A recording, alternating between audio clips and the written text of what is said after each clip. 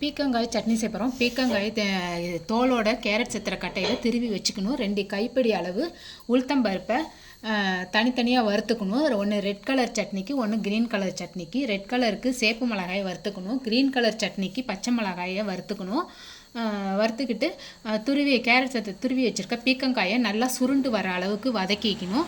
சுருண்டு வந்துருச்சு. இப்போ ரெட் கலர் சட்னியை, க்ரீன் கலர் சட்னியை தனியாகவும் ரெட் கலர் சட்னிக்கு பாதி பாட்டாக போட்டு தேவையான உப்பு ஒரு புளி தனித்தனியாக போட்டு தனித்தனியாக அரைச்சி, க்ரீன் சட்னி தனியாக அரைச்சி ரெட் கலர் சட்னிக்கு தனியாக அரைச்சா 2 கலரில் தனித்தனியாக சட்னி ரெடி ஆயிடுச்சு.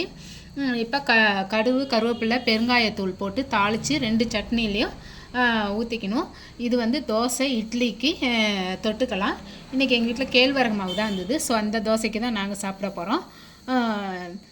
நீங்களும் இந்த மெத்தடில் ட்ரை பண்ணி பாருங்கள். தேங்க்யூ.